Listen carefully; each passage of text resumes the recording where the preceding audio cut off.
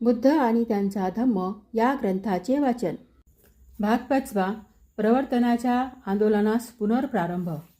ग्रामीण भागातील ब्राह्मणांचे प्रवर्तन.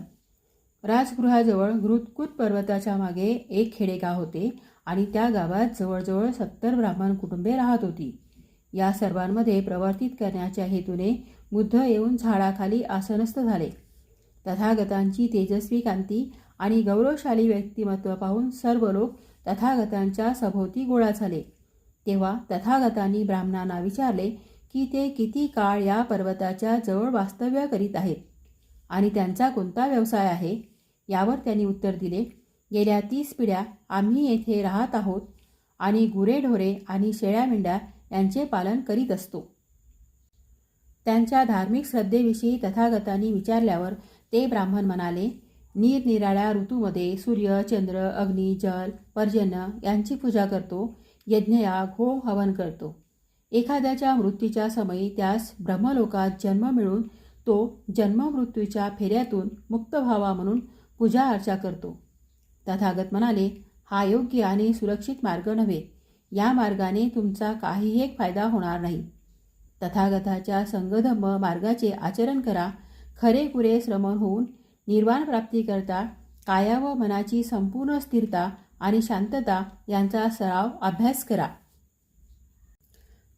जे सत्यतेला असत्य समजतात आणि असत्याला सत्य समजतात अशा पाखंडी मतांचा स्वीकार करून ते सत्यतेच्या लाभाकडे कधीही जाणार नाहीत.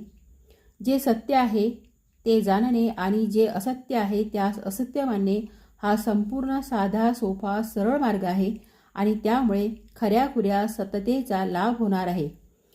जगात सर्वत्र मृत्यू आहे आणि कोणाचीही त्यातून सुटका होणार नाही.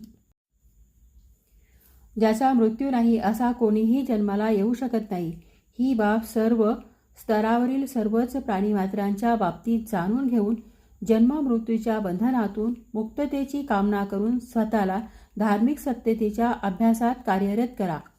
70 ब्राह्मणांनी हा सद्धम्मोपदेश ऐकल्यानंतर त्या सर्वांनी एकाच वेळेस श्रमण होण्याची मनोकामना व्यक्त केली आणि तथागतांनी त्यांचे स्वागत केल्यावर, त्यांना स्वीकारल्यावर, अनुमती दिल्यावर त्यांचे केशरोपण, मुंडन करण्यात आले आणि त्यांना तथागतांच्या खऱ्याखुऱ्या शिष्याप्रमाणे सादर करण्यात आले.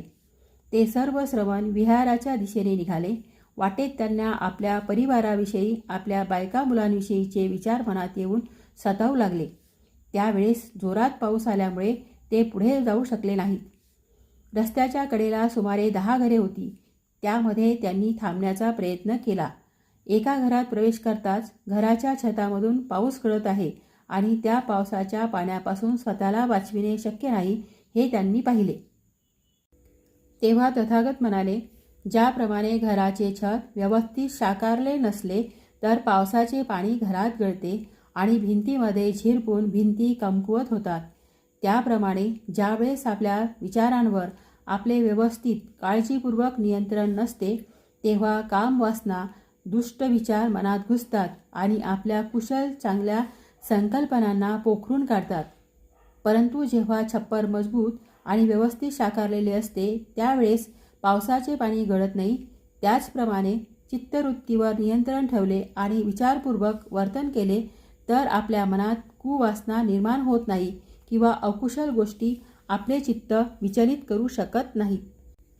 हे ऐकून त्या 70 पूर्वाश्रमीच्या ब्राह्मणांना आपल्या अकुशल भावना, कुवासना दोषास्पद आहेत याबद्दल जरी खात्री झाली तरी ते संपूर्ण संशयमुक्त झाले नव्हते आणि असे असून सुद्धा ते पुढे चालू लागले.